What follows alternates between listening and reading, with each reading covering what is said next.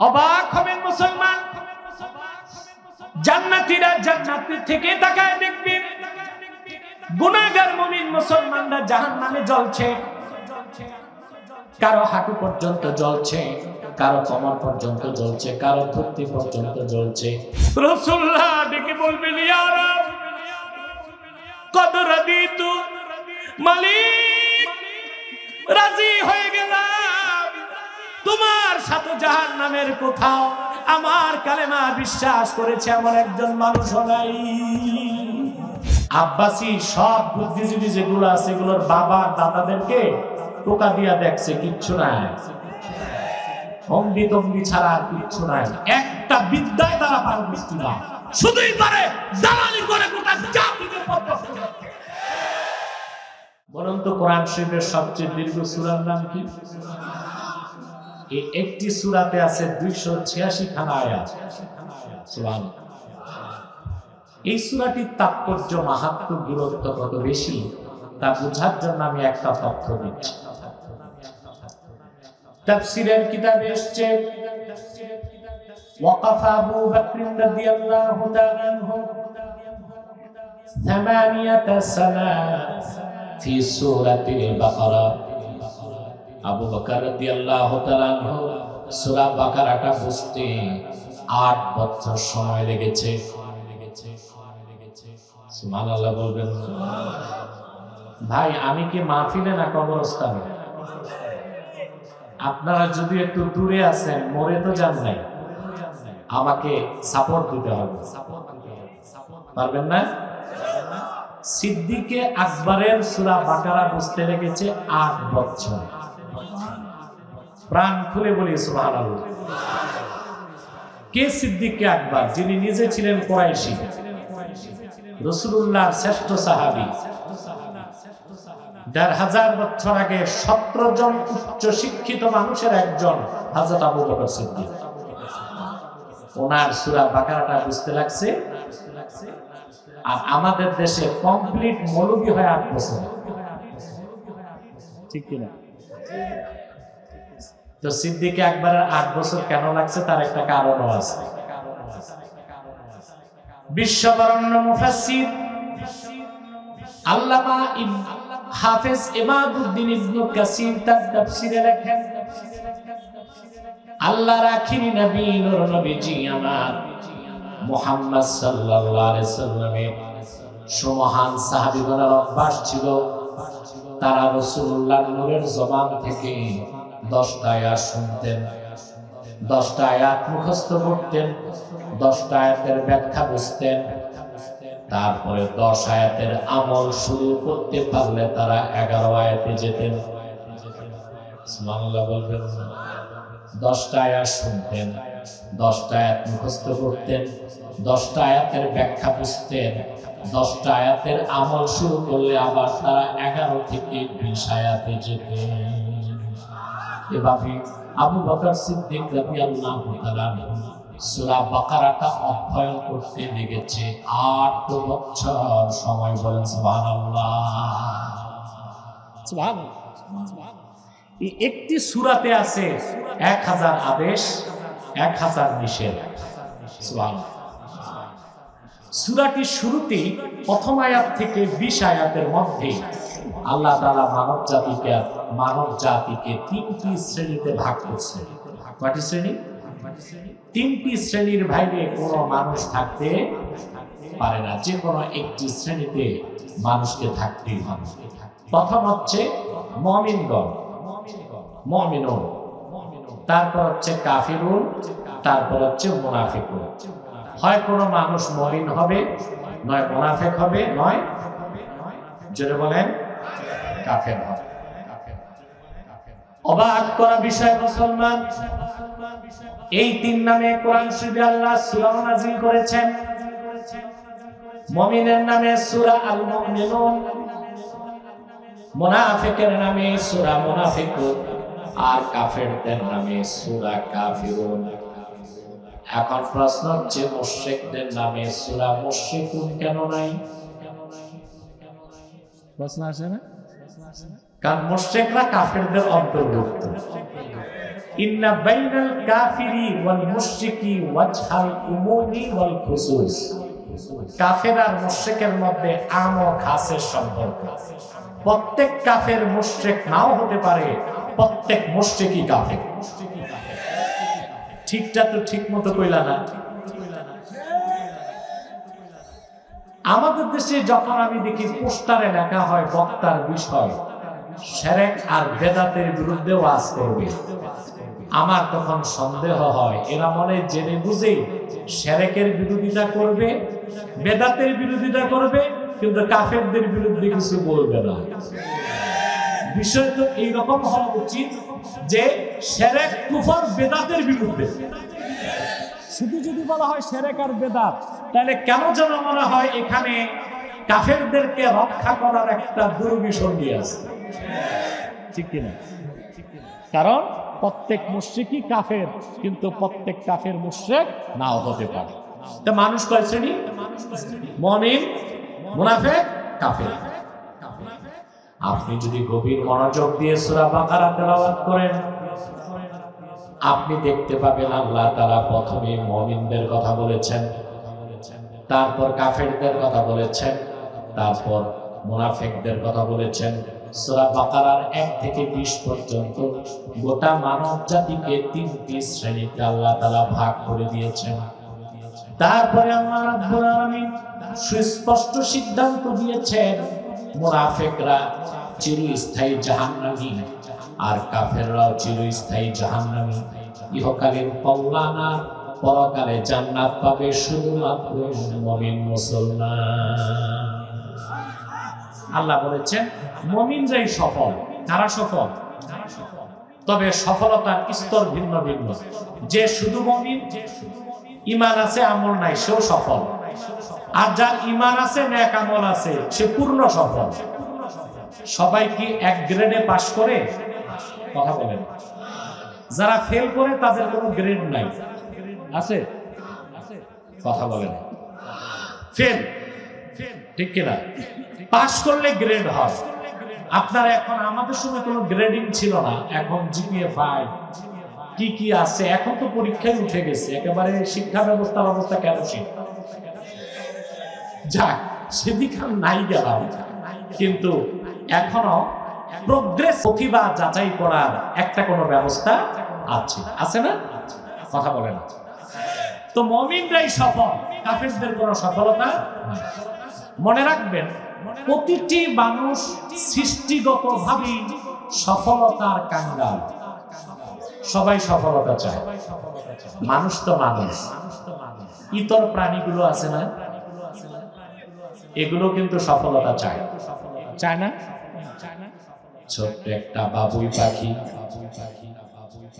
আল্লাহ প্রদত্ত বুদ্ধি দিয়া, টেকনোলজি দিয়া একটি ক্ষুদ্র বাবুই পাখি সুরূপম দক্ষতায়, চমৎকার ছান্দসিকতায় গাছের মাথায় ঘর বানায়। ঘর বানাতে সে কতটা সফল দেখেন। বাংলাদেশে যত প্রকৌশল বিশ্ববিদ্যালয় আছে, কি বুয়েট, কি চুয়েট, কি কুয়েট, কি ডুয়েট, কি রুয়েট, সব প্রকৌশল বিশ্ববিদ্যালয়ের ইঞ্জিনিয়ার গুলোকে এক জায়গায় আনলেও ক্ষুদ্র বাবুই পাখির ঘরের মতো একটা ঘর বানাতে পারবে না। পারবে? তাইলে বাবুই পাখি তার কাজে সফল। বাবুই পাখি তার কাজে সফল কিনা? একটি মৌমাছির দিকে তাকান।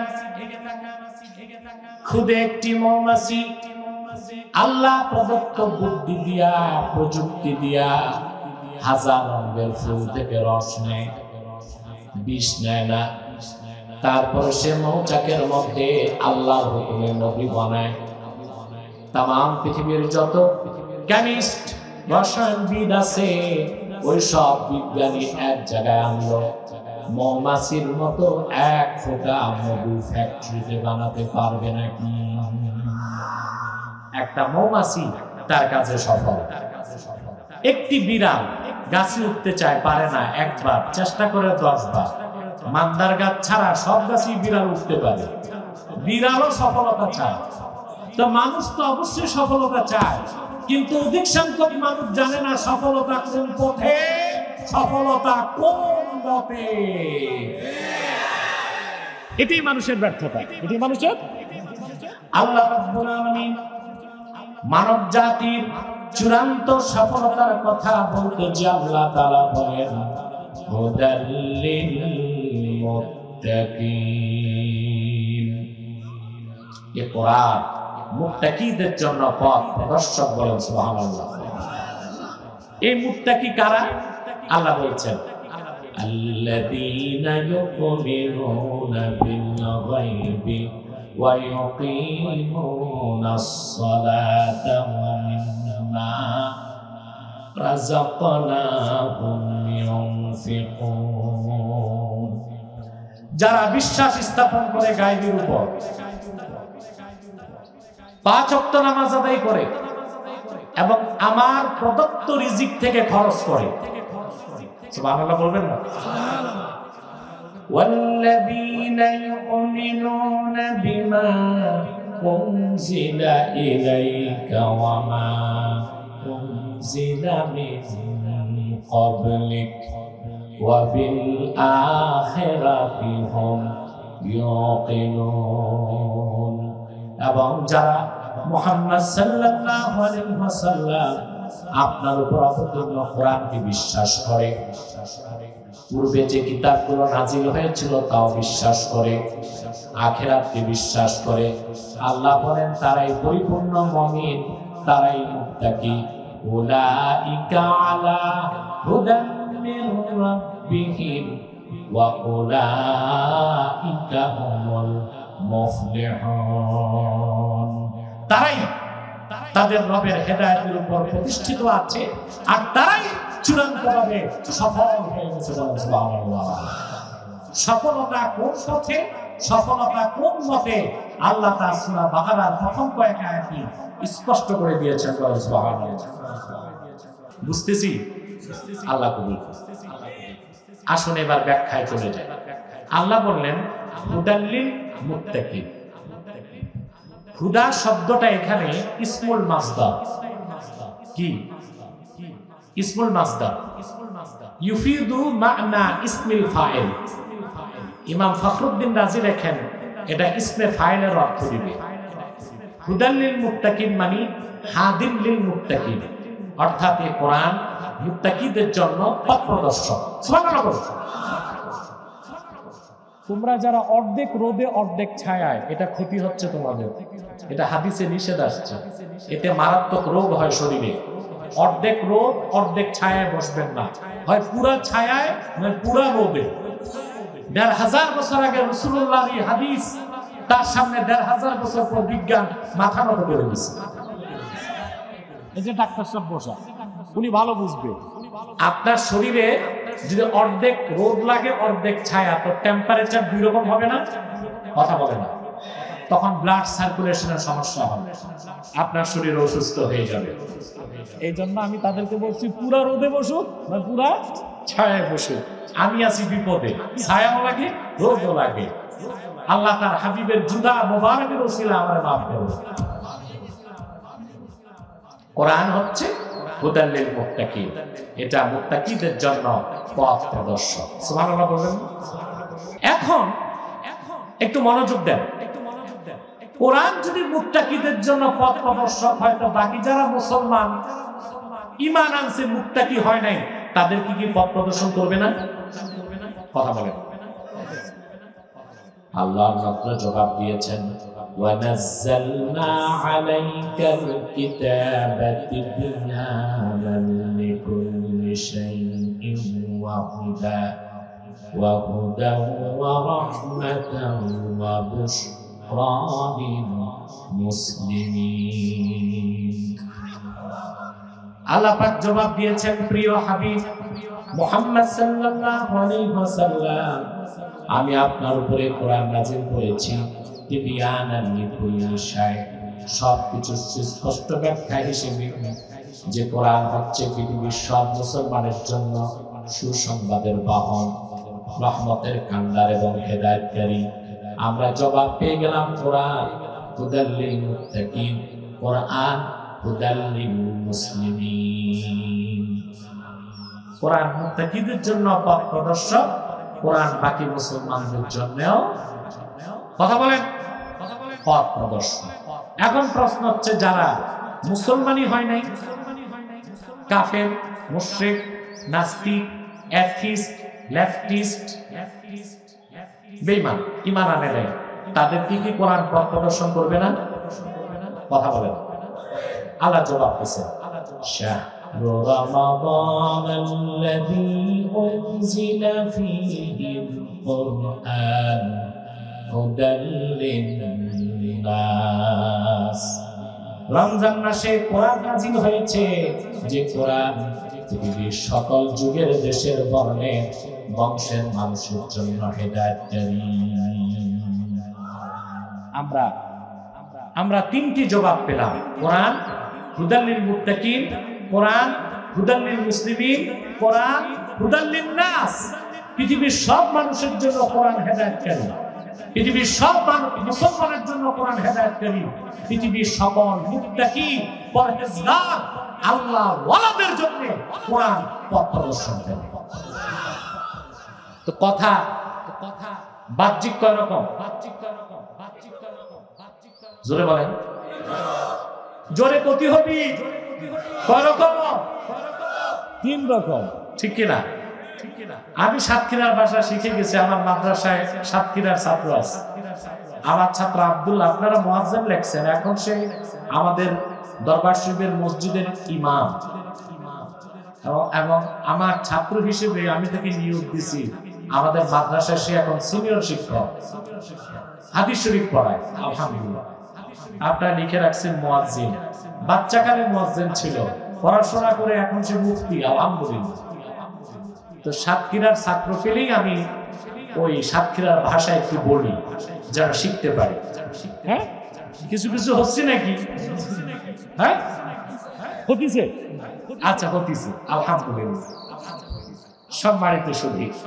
তো যে কথা বলছিলাম, যে আল্লাহর কথা বাহ্যিক কয় রকম লাগলো? কোরআন হুদাল লিল মুত্তাকিন, হুদাল লিল মুসলিমিন, হুদাল লিন-নাস।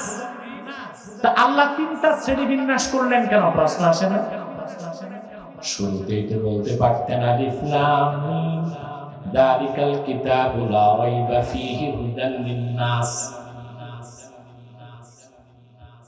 যদি বলতেন নাস মানে মানুষ, ওই মানুষের মধ্যে সব আছে, শ্বেতাঙ্গ, কৃষ্ণাঙ্গ, আস্তিক, নাস্তিক, মুমিন, কাফের, তাওহীদবাদী, মুশরিক, সব ছিল। কেন তিনি 3টা স্তরে কথা বললেন? বিশ্ববরণ্য মুফাসসির কাজী বায়জাবি তাফসীর বায়জাবিতে ব্যাখ্যা লিখেছেন, আল্লাহ তাআলা 3টি স্তরে কথা বলেছেন মানব জাতিকে একটা মেসেজ দেওয়ার জন্য। পৃথিবীর সব মানুষ যারা কাফের, মুশরিক, বেঈমান, তারাও আল্লাহর কোরআন থেকে উপকার লাভ করতে পারবে, কিন্তু সবচেয়ে বেশি কোরআনের উপকারে ধন্য হবে তারা যারা মুসলিম হবে। আর কোরআনের 16 আনা উপকার নূর পাবে তারা যারা মুসলিম হবার পর মুত্তাকি হয়ে যাবে। আমরা এতটুকু আলোচনা প্রায় 40 মিনিট চলে গেছে, বসছি আমি আধা ঘন্টা পার হয়েছে। কিন্তু আমরা এতক্ষণে কি শিখলাম? যে আমরা যদি সফলতা চাই, তা আমাদের প্রথম হতে হবে মুমিন, তারপর খাঁটি মুসলিম হয়ে মুত্তাকি। যদি মুত্তাকি হয়ে যায় তাহলে আমরা সফল, ইহকালে পাবো কল্যাণ, পরকালে বিনা আযাবে, কম হিসাবে, ফার্স্ট চান্সে জান্নাত। সুবহানাল্লাহ। এখানে একটা ব্যাখ্যা দিতে হবে। আল্লাহ হাবিবের প্রত্যেক ঈমানদার উম্মত যত বড় গুনাহগার হোক, ঈমান আছে, আমলনামায় শিরক নাই, কুফর নাই, রাসূলুল্লাহর ওই উম্মতটা কোন একদিন জান্নাত পাবে। তো কাফেরদের দৃষ্টিকোণ থেকে এটা সফলতা না? কথা বলেন। আরে ভাই, আমি আরেকটু বুঝাই, বুঝবেন নি? কথা বলেন। মুমিনদের সাথে আল্লাহর ব্যবসা আছে।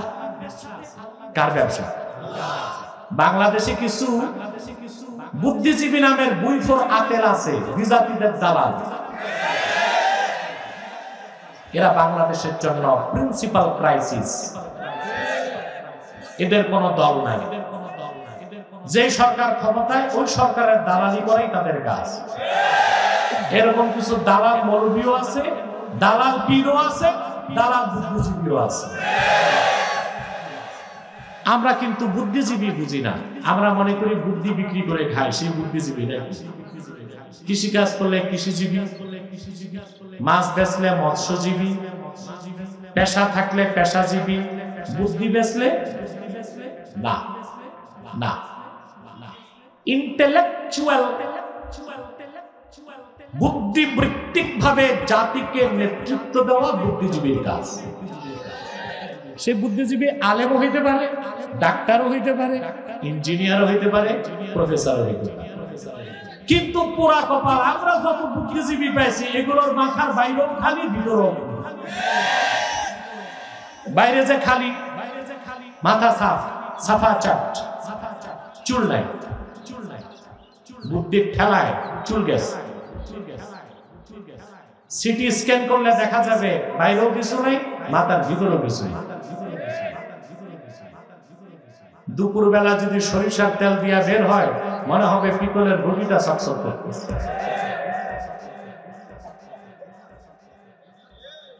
আমি সরকারকে বহুবার বলছি বুদ্ধিজীবীদের কাজে লাগান, অন্তত তাদের মাথায় ঘাস চাষ করা হোক, যেন গবাদি পশুগুলো খাইয়া বাঁচে। আর কোন কাজে তো আসতেছে না। আব্বাসী সব বুদ্ধিজীবী যেগুলো আছে, এগুলোর বাবা দাদাদেরকে টোকা দিয়া দেখছে, কিচ্ছু নাই, অম্বি তম্বি ছাড়া আর কিচ্ছু নাই। একটা বিদ্যায় তারা পারদর্শী না, শুধুই পারে দালালি করে গোটা জাতিকে পথভ্রষ্ট করতে।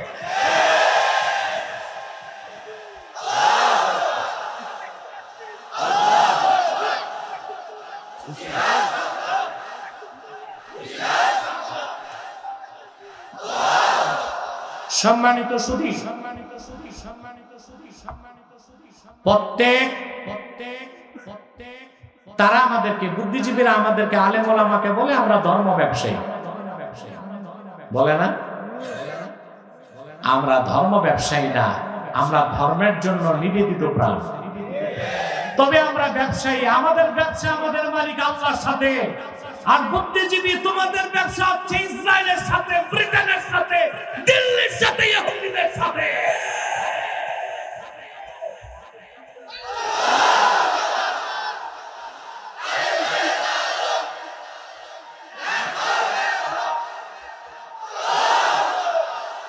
আমাদের ব্যবসা কার সাথে?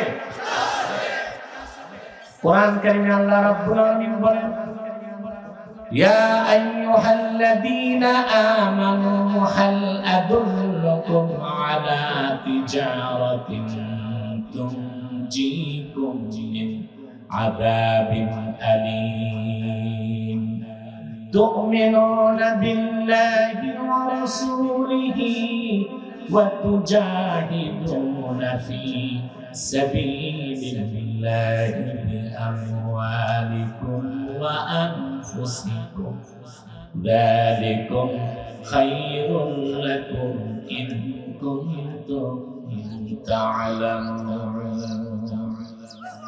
আমাদের ব্যবসা কার সাথে? আল্লাহর সাথে। এখন মানব জাতিকে আল্লাহ তিনটা জিনিসে দিয়েছে, ব্যবসা, চাকরি, কৃষিকাজ। 4 নাম্বার কিছু আছে? আছে একটা, জমির দালালি। কি এটা? জমির দালালি। এটা ব্যবসাও না, চাকরিও না, কৃষিও না। আপনার জায়গা বেচে দিবে 1 কোটি, ফাওয়ে 10 লাখ পাবে। এইরকম সমাজে অনেক কাঙ্গাল আঙ্গুল ফুলে কলা গাছ হয়েছে। এটা কি ব্যবসা, চাকরি, কৃষি? এটা দালালি। যদি বলেন শরীয়ত মোতাবেক এটার হুকুম কি, ইসলামী অর্থনীতির ভাষায় এটা বাইয়ে ফাসেদ, এটা মাকরু, মাকরু তাহরিমা, মাকরু তাহরিমা। কারণ ব্যবসা মানে বিনিময় থাকতে হবে। তা আমাদের ব্যবসা মানে লাভ লস আছে। কি আছে? লাভ লস আছে। সেজন্য আল্লাহ তাআলা বলেছেন, ওয়াল আসরি ইন্নাল ইনসানা লাফি খুসর। শপথ আসরের, নিশ্চয়ই মানুষ ক্ষতির মধ্যে আছে। কিন্তু আল্লাহ তাআলা বলে দিলেন ইল্লাল্লাযীনা আমানু, তারা ছাড়া যারা ঈমান এনেছে, ওয়া আমিলুস সালিহাত, নেক আমল করেছে, তারা ক্ষতিগ্রস্ত না। যাদের ঈমান আছে তারা মহা ক্ষতি থেকে বেঁচেছে, আর ঈমানের সাথে যাদের আমল আছে তারা পুরা ক্ষতি থেকে বেঁচেছে। যাদের ঈমান আছে তারা বড় ক্ষতি থেকে বেঁচেছে, আর যাদের ঈমানের সাথে আমল আছে তারা ব্যবসায় পুরা লাভবান, তারা পুরা ক্ষতি থেকে বেঁচেছে, পুরোপুরি ব্যবসায় লাভবান হয়ে গেছে। আমি আপনাদেরকে একটা উদাহরণ দিচ্ছি।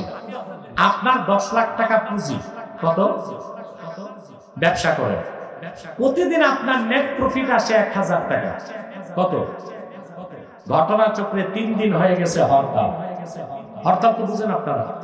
কথা বলেন। বাঙালির চেয়ে বেশি হরতাল বুঝবে কারা? দেশ স্বাধীনের পর যতবার হরতাল হয়েছে বাংলাদেশে, পশ্চিমা দুনিয়ায় 200 বছরও হরতাল হয় না এইরকম। তবে জানেন না আপনারা, এই হরতাল বাঙালি শব্দ না, এটা একটা গুজরাটি শব্দ। শব্দটা আমাদের না, পাশের। তার মানে বাঙালি আকাম কুকাম শিখছে অন্যদের কাছ থেকে, ঠিক কিনা? বাঙালি জাতি হিসেবে খুবই অতিথি পরায়ণ, সভ্য, ভদ্র, শান্ত, মিশুক, ঠিক কিনা? বাঙালিকে চুরি চামারি বদমাশি শিখাইছে ইংরেজরা। ভালো কাজগুলো বাঙালি শিখছে পূর্বপুরুষ থেকে, আর যত সহিংসতা সন্ত্রাস এগুলো শিখছে পার্শ্ববর্তীদের কাছ থেকে। যেমন হরতাল শব্দ, এটা আমাদের বাঙালি শব্দ না, এটা গুজরাটি শব্দ। আমি কি বুঝাইতে চাইছি বুঝছেন তো? কথা বলেন। হরতাল মানে যে জিনিস সব জিনিসের তাল নষ্ট করে, তার নাম হরতাল। একটি রাষ্ট্রের ইকোনমিক্যাল স্টেবিলিটি, অর্থনৈতিক গতি ঠিক রাখতে 4টা জিনিস লাগে: ইম্পোর্ট, এক্সপোর্ট, প্রোডাক্ট এবং ট্রান্সপোর্ট। আমদানি, রপ্তানি, উৎপাদন, পরিবহন। হরতাল দিলে এই 4 জিনিসের তাল নষ্ট হয়, তখন দেশের অর্থনীতিতে লালবাতি চলে।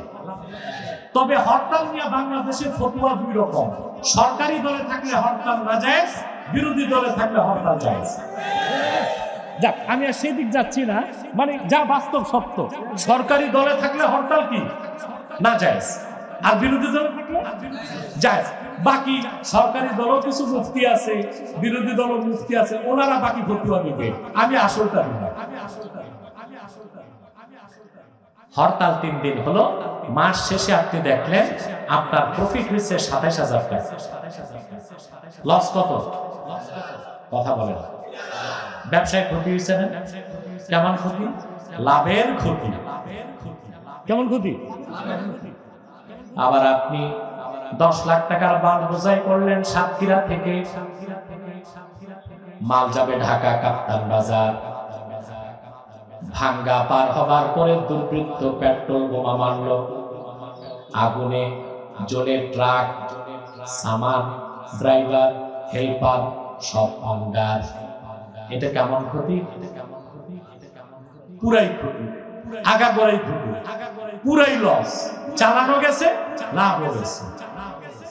কাফের মুশরিকের আগাগোড়াই ক্ষতি, পরকালে জাহান্নাম ছাড়া নাই গতি। আবার বলছি, কাফের মুশরিকের আগাগোড়াই ক্ষতি, পরকালে জাহান্নাম ছাড়া নাই কোনো গতি। কিন্তু যে ব্যক্তি ঈমান এনে মুসলমান হয়ে যাবে, সে ব্যবসার পুঁজি পেয়ে গেল, তার নাম ঈমান। যদি তার আমলনামায় নেক আমল একটাও না থাকে, ঈমানের দৌলত সিনায় নিয়ে কবরে যায়, আল্লাহ তাআলা শাস্তি দেবার পরও কোনো একদিন তাকে জান্নাত দিবে। সুবহানাল্লাহ। কোন একদিন তাকে জান্নাত দিবে। এটা আল্লাহ রাসূলের সাথে আল্লাহর চুক্তি। আল্লাহু আকবার। আল্লাহ রাব্বুল আলামিন সূরা দুহাতে বলেন, ওয়াদ-দুহা ওয়াল-লাইলি ইযা সাজা মা ওয়াদ্দা'আকা রাব্বুকা ওয়া মা ক্বালা ওয়ালাল আখিরাতু খায়রুন লাকা মিনাল উলা ওয়ালাসাওফা ইউ'তিকা রাব্বুকা ফাতারদা।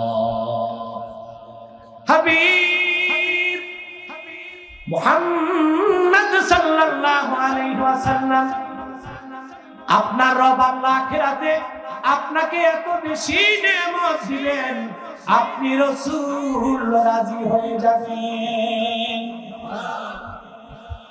এই আয়াতের তাফসীর কুরতুবী দশম খণ্ডের আল্লামা ইমাম কুরতুবী রাহমাতুল্লাহ হাদিস নকল করেছেন। হিসাব নিকাশের পরে মুমিনরা চলে যাবে জান্নাতে, কাফেররা চলে যাবে জাহান্নামে। আল্লাহ রাব্বুল আলামিন জান্নাতুল ফেরদাউসে আপন দোস্ত মুহাম্মদ সাল্লাল্লাহু আলাইহি ওয়াসাল্লামকে 1000 নূরের প্রাসাদ দান করবেন। জান্নাতুল ফেরদাউসে আল্লাহ আপন হাবিব মুহাম্মদ সাল্লাল্লাহু আলাইহি সাল্লামকে 1000 নূরের প্রাসাদ দেওয়ার পরে আল্লাহ তার হাবিবকে ডেকে বলবেন, হাল রাদিতা ইয়া মুহাম্মদ, প্রিয় হাবিব মুহাম্মদ সাল্লাল্লাহু আলাইহি ওয়াসাল্লাম, আপনি কি রাজি হয়েছেন?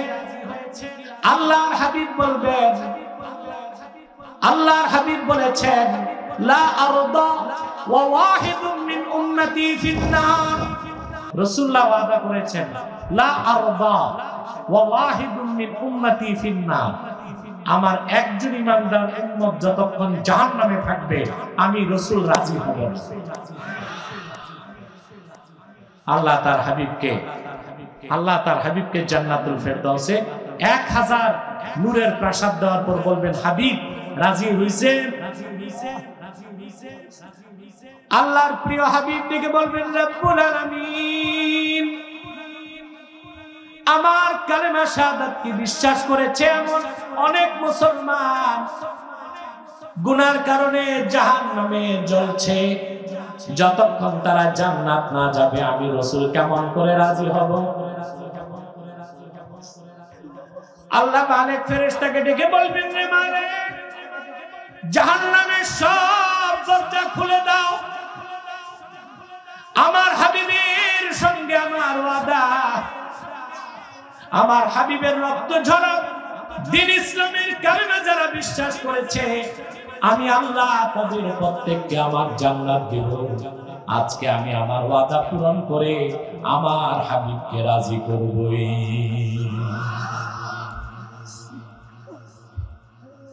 ইবনে মাজাহ আরবের ছাপ প্রথম খণ্ড 60 পৃষ্ঠা।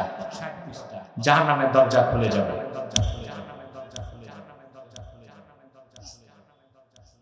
অবাক হবেন মুসলমান, জান্নাতীরা জান্নাতের থেকে তাকায় দেখবেন গুনাহগার মুমিন মুসলমানরা জাহান্নামে জ্বলছে, কারো হাঁটু পর্যন্ত জ্বলছে, কারো কোমর পর্যন্ত জ্বলছে, কারো ধুতি পর্যন্ত জ্বলছে। উম্মতে মুহাম্মাদি বুক ভরা আশা রাখবেন, ওয়ালা তাকুলুন নারু সুওয়ারাহুম, কোন একজন ইমানদার উম্মতে মুহাম্মাদির চেহারায় জাহান্নামের আগুন লাগবে না। সুবহানাল্লাহ। আল্লাহর হাবিবের উম্মত হয়ে দৌলত পাইছি আমরা। সুবহানাল্লাহ। একজন মুসলমানের চেহারায় জাহান্নামের আগুন লাগবে না, সারা শরীরে আগুন জ্বলবে, কিন্তু চেহারায় থাকবে ঈমানের নূর। ইয়াতালাআলু নূরুল ঈমান ফি উজুহিহি, মুমিনদের চেহারায় কালেমার নূর জ্বলজ্বল করতে থাকবে। আগুন থুতনিতে যে আটকা পড়ে যায়। আল্লাহ বলবেন, মালিক সবাইকে জাহান্নাম থেকে বের করে জান্নাত দিয়ে দাও।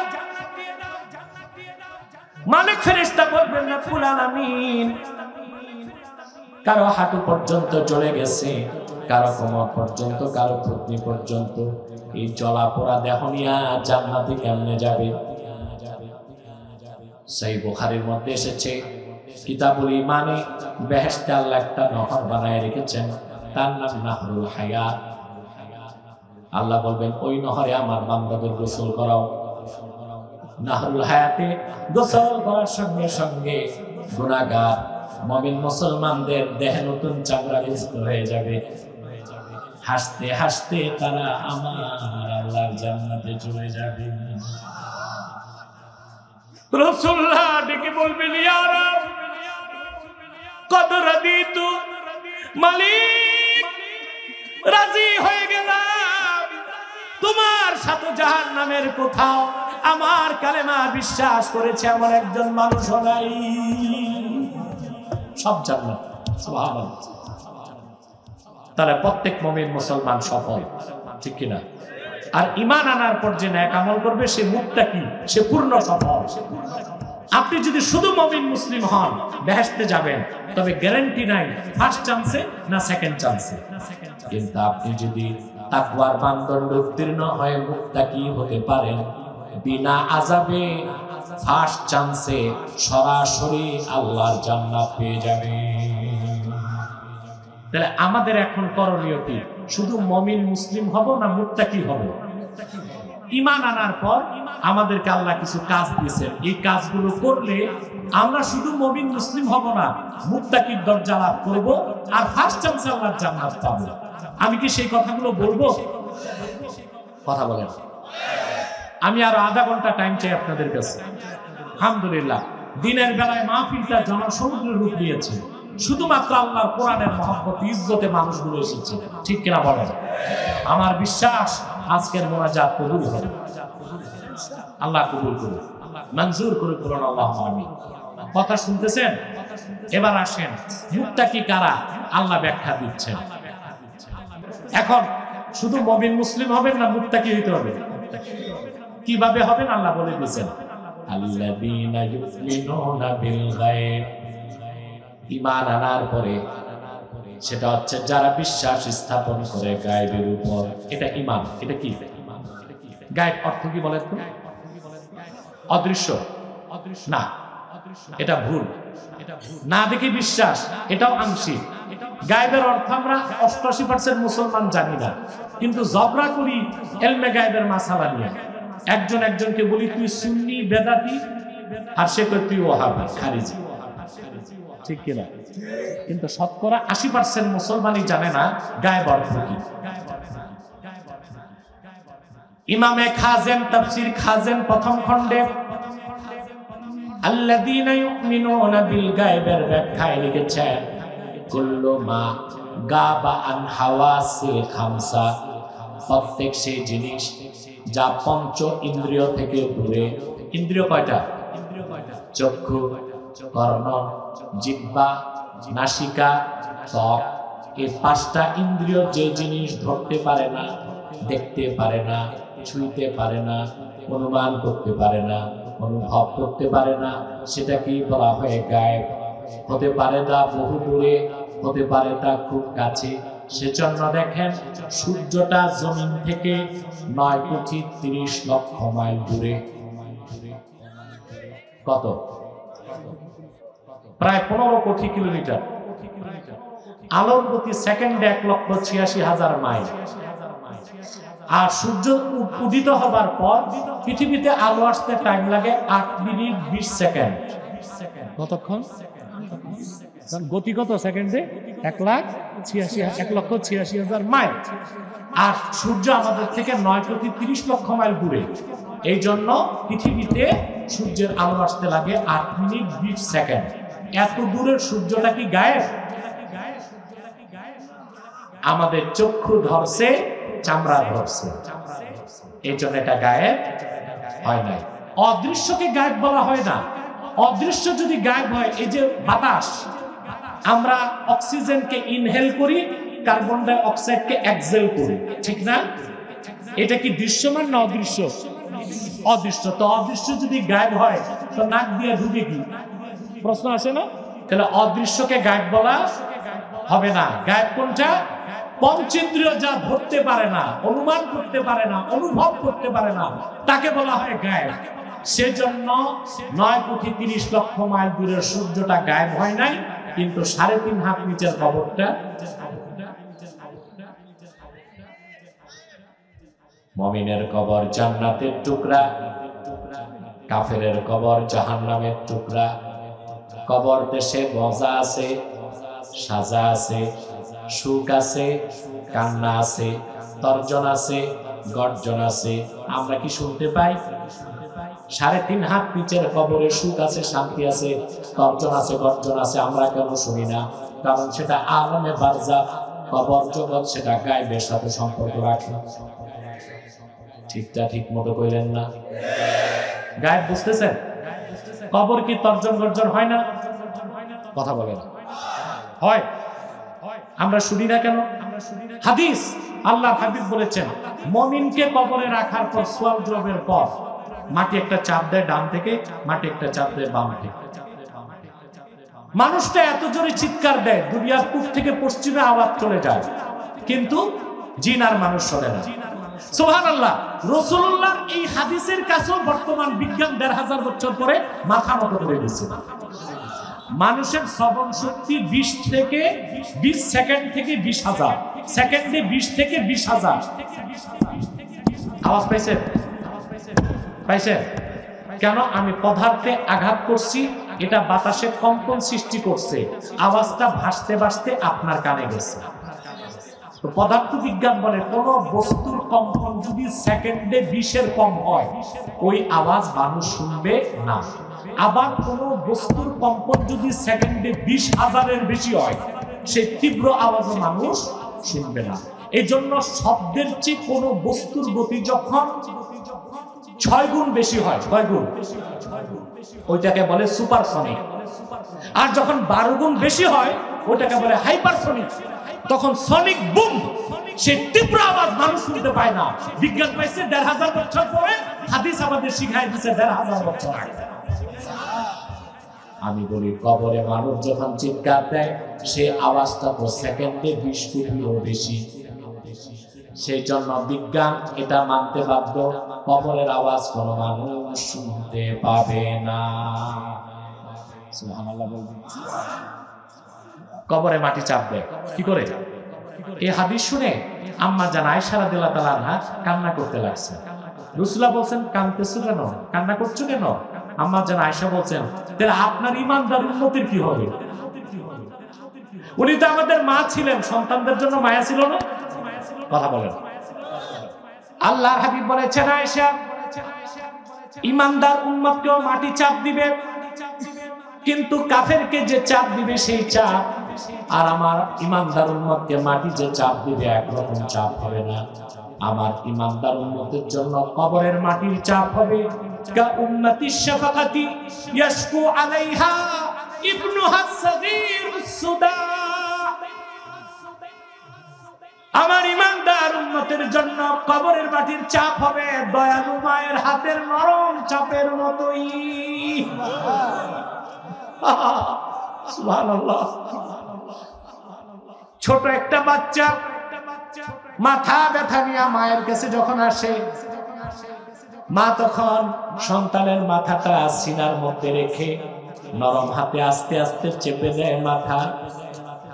মায়ের হাতের কোমল চাপে ছোট্ট বাচ্চা মায়ের শীতল বুকে আরামে ঘুমায় যায় কিনা বলেন? ঈমানদার কালেমায় বিশ্বাসীকে কবরের মাটি যখন চাপ দিবে, মায়ের নরম হাতের নরম চাপের মতোই কবরে আরাম পেয়ে মুমিন বান্দা ঘুমায় যাবে। এমন সুখের নিদ্রা কবরের মধ্যে ঘুমায় যাবে উম্মতে মুহাম্মাদি। ইসরাফিলের সিংহায় ফু দেবার আগে তার সুখের নিদ্রা ভাঙবে না। আমরা কি ওইরকম একটা কবর বানাইতে পারি? কথা বলে না। তাহলে প্রথম লাগবে কি? ঈমান। ইউমিনুনা বিল গায়ব। এই ঈমান আনার পর আপনি সফল, অর্থাৎ কোনো একদিন জান্নাতে যাবেন। কিন্তু আপনি যদি বাকি কাজ করেন, তাহলে আপনি শুধু মুমিন না, খাঁটি মুসলিম, আপনার নাম মুত্তাকি। তখন আপনি ১ সেকেন্ডের জন্য জাহান্নামে যাবেন না।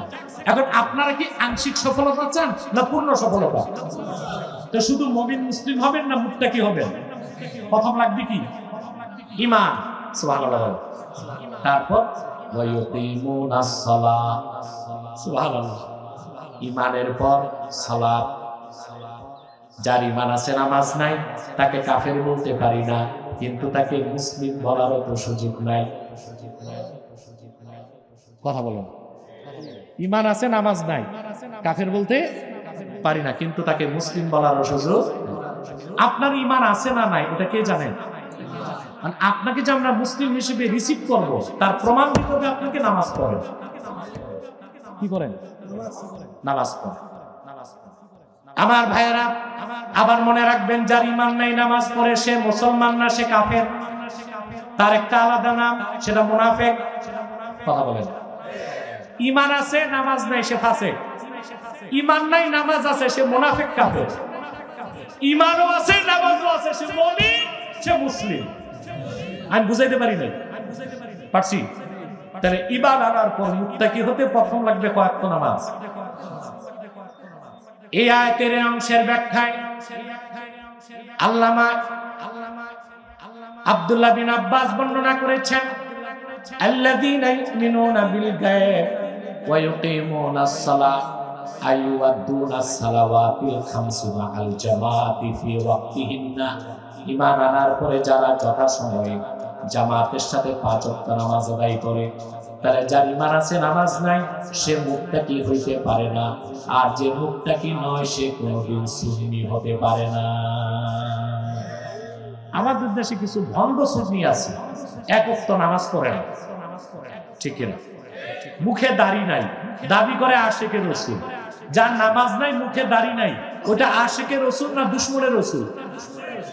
ওটা সুন্নি না ফাসিক? ফাসিক। তাহলে ঈমান আনার পর লাগবে কি? 5 ওয়াক্ত নামাজ। আপনি কি নামাজ পড়েন?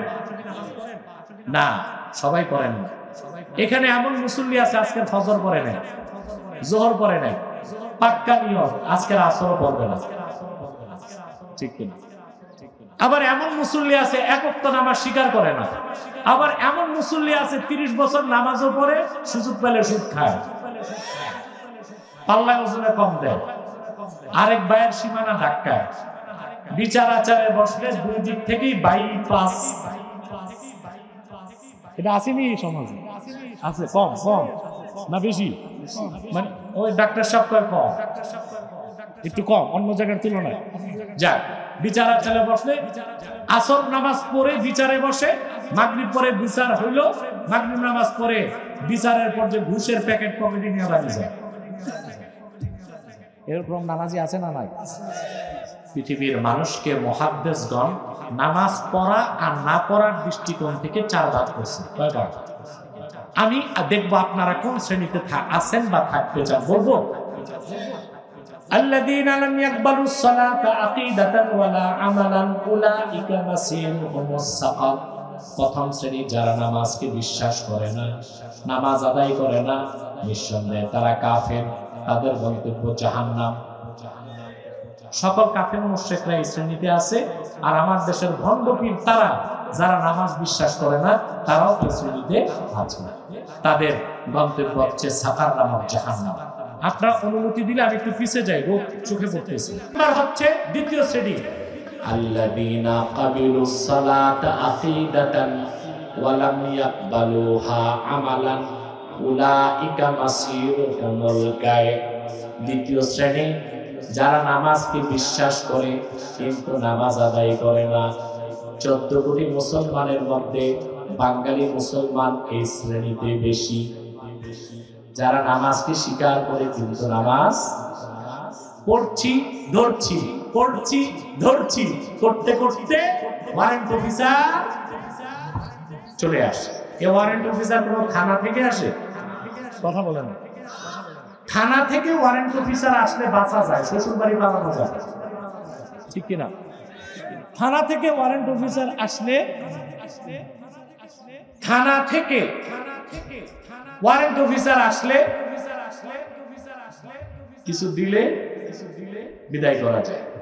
যদি উপরস্থ কর্মকর্তা তাকে টেলিফোন করলেও পালায় যায় পুলিশ, ঠিক না? ধরছে একজনকে, ফোন আসছে, কারে ধরছো? স্যার হকি স্টিক বল টুরে। আমাদের দেশে যারা চোরটা সন্ত্রাসীদের এইরকম নামই হয়। কারে ধরছো? স্যার হকি স্টিক বল টুরে। তুমি জানো না আমার শালার ঘরে শালা। ওয়ারেন্ট অফিসার দোয়া ইউজ করতে করতে ভাগে। কিন্তু আল্লাহর পক্ষ থেকে যখন ওয়ারেন্ট অফিসার আসে, তামাম দুনিয়ার সম্পদ তার হাতে দিলেও সামন ফেরত নিবে। দ্বিতীয় শ্রেণীর লোক আমাদের দেশে বেশি নামাজকে বিশ্বাস করে কিন্তু পড়ে না, ঠিক না? তাদের জন্য আল্লাহ একটা জাহান্নাম বানায় রেখেছেন, তার নাম হচ্ছে গায়ে গাই ওয়াদি জাহান্নাম, যেখানে জাহান্নামের আযাব সবচেয়ে বেশি থাকে। তৃতীয় শ্রেণী আল্লাযীনা ক্বাবিলুস সালাতা আকিদাতান ওয়া আমালান ওয়া লাম ইয়াহতামিমুহা বিআদাই আহকামিহা ওয়া আরকানিহা ফি ওয়াক্তিহিন্না মাআল জামাআ। তৃতীয় শ্রেণী যারা নামাজকে নামাজ বলে স্বীকার করছে, নামাজ আদায় করছে, কিন্তু সুন্নাত তরিকায় খুশু আর খুজুর সাথে নামাজ পড়ে নাই, তাদের জন্য একটা জাহান্নাম আছে। ওয়াইলুল লিল মুসাল্লিন। নামাজ পড়ছে খুশুর সাথে পড়ে নাই, নামাজ পড়ছে নিয়ত ঠিক করে পড়ে নাই, নামাজ পড়ছে ঠিক মতো ওযু করে নাই, এইরকম নামাজি 30 বছর নামাজও পড়ে, সুযোগ পেলে সুদও খায়, ঘুষও খায়। এই তিন শ্রেণীর কোনটায় থাকবেন? একটা তো না, তাহলে আরেকটা শ্রেণী আছে, কথা বলেন।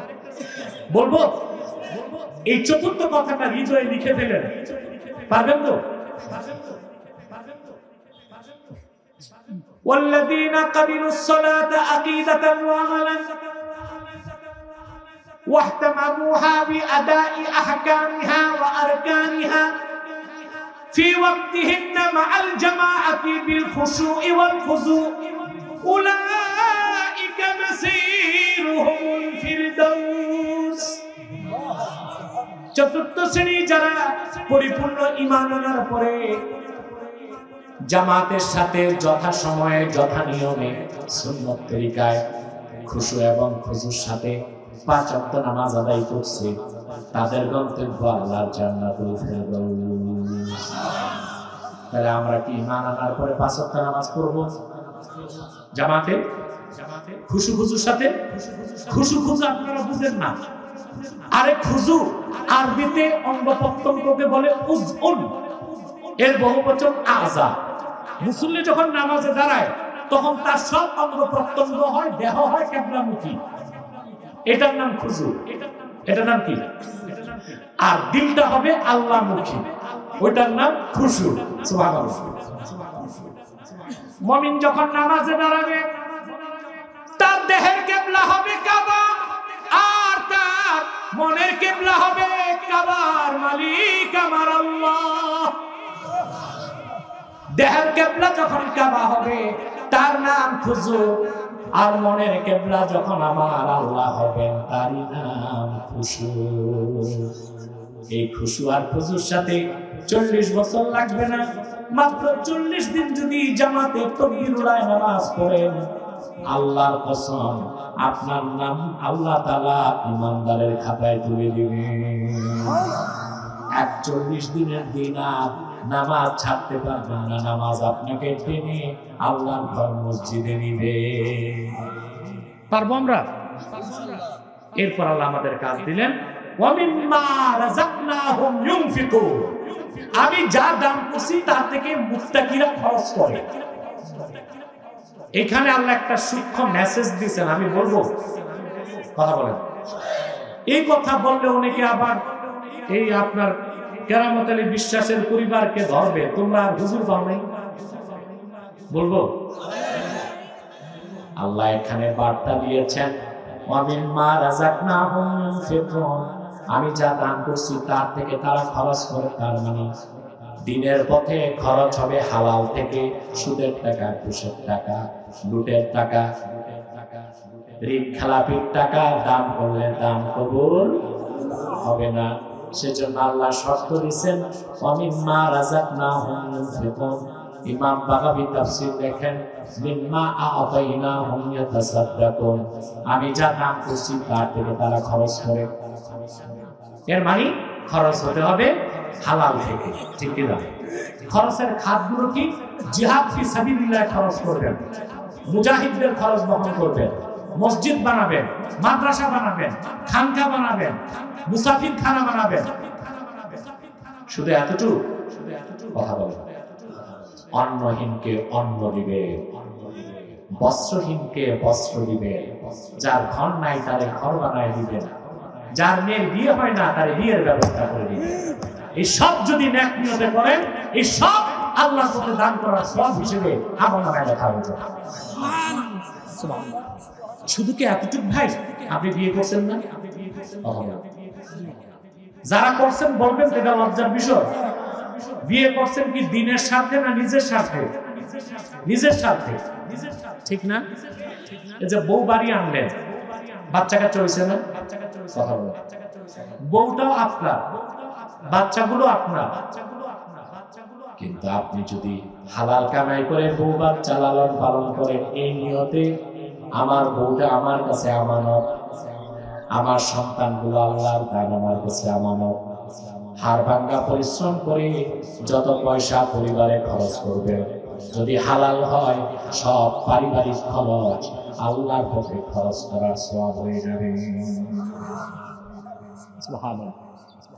বুখারী শরীফের হাদিস, আল্লাহর হাবিব ইরশাদ করেছেন, এক সাহাবীকে বলেছেন, তুমি যদি তোমার স্ত্রীর মুখে খাদ্যের লোকমা তুলে দাও, তাবতাগি বিহা ওয়াজহাল্লাহ, এখানেও যদি তুমি সওয়াবের আশা করো, স্ত্রীর মুখে খাদ্যের লোকমা তুলে দেবার বিনিময়ে তোমার আমলনামায় সদকার সওয়াব লেখা হয়ে যাবে।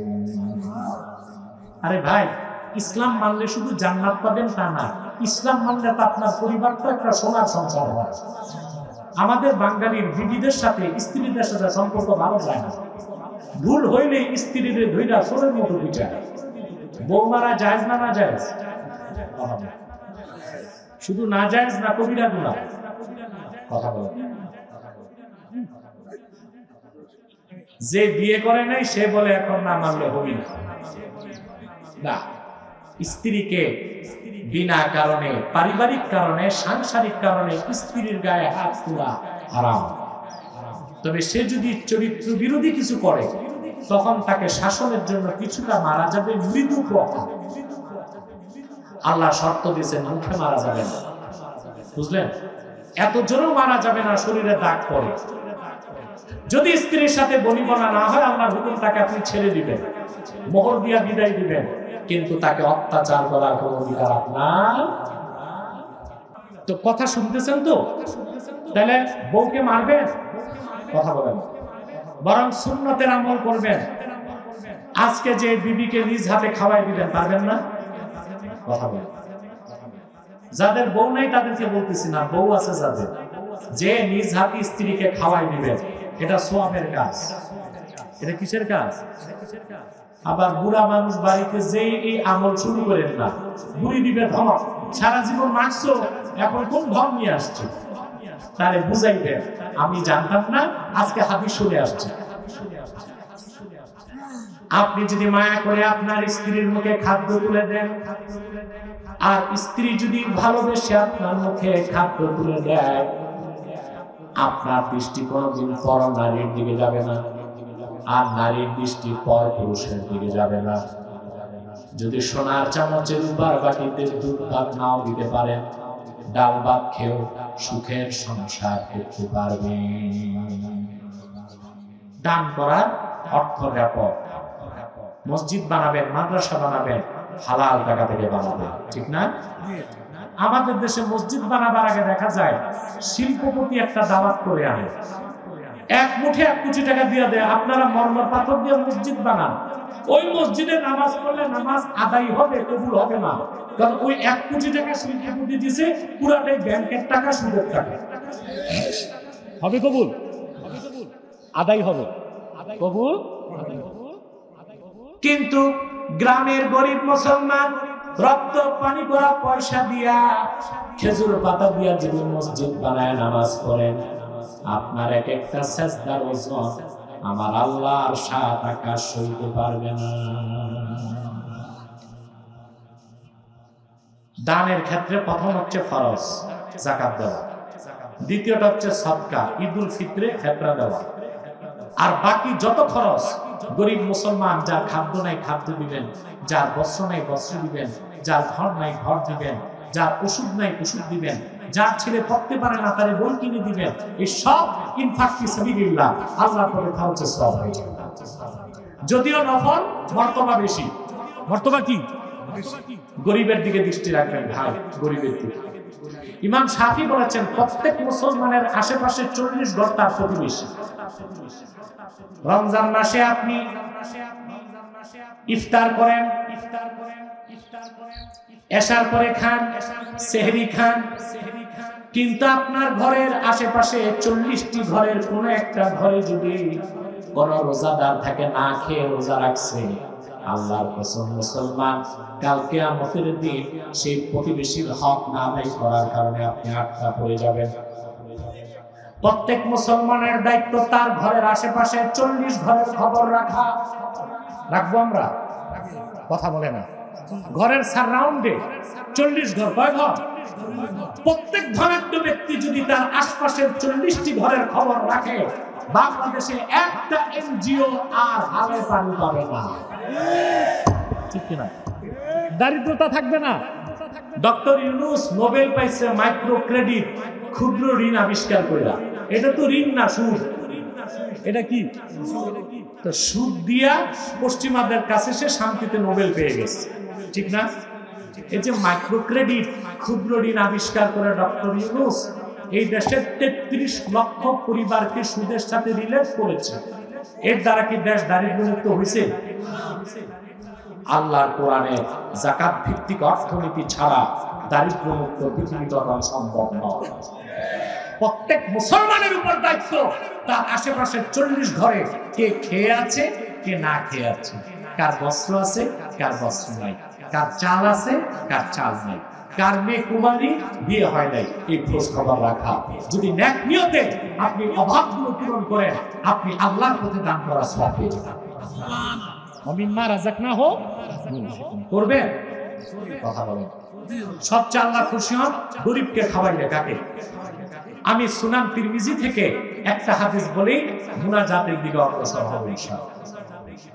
সুনান তিরমিজির হাদিস, আজ থেকে ১৫০০ বছর আগে মদিনাতুল মুনাওয়ারাতে আল্লাহর আখিরি নবী নূর নবীজি মুহাম্মদ সাল্লাল্লাহু আলাইহি ওয়াসাল্লাম একজন সাহাবী 3 দিন রোজা রাখলেন, খেতে কিছু পান নাই, পানি দিয়ে ইফতার করছেন, পানি দিয়া সেহরি করছেন। চতুর্থ দিন আরেক সাহাবীর কাছে যে বললেন মদিনাতুল মুনাওয়ারাতে, ও আমার ভাই, আমি 3 দিন রোজা রাখতেছি, মা যুক্ত যাওয়াকান ইল্লাল মা, জিহ্বায় পানি ছাড়া কিছু দিতে পারি নাই। রাতে আপনার বাড়িতে আমি একটু মেহমান হতে চাই। সাহাবী দৌড়ায় বাড়িতে গেছেন, যে বউকে বলছেন, শুনছো রাসূলুল্লাহর এক সাহাবী 3 দিন রোজা রাখতেছে, মুখে পানি ছাড়া কিছু দেয় নাই, আজকে রাতে আমরা তাকে মেহমানদারি করবো, ঘরে কি আছে বলো। জীবন সঙ্গিনী স্ত্রী ডেকে বললেন, ঘরে আমরা 3 জন, স্বামী স্ত্রী 2 জন, ছোট বাচ্চা 3 জন, খাবার আছে একজনের। সাহাবী বললেন, তাহলে রাতের বেলা আমরা 3 জন না খেয়ে সবটুকুন খাবার রাসূলুল্লাহর ক্ষুধার্ত সাহাবীর পাত্রে তুলে দিব। স্ত্রী ডেকে বললেন, আমরা না হয় না খেয়ে থাকলাম, ছোট বাচ্চাটার কি হবে?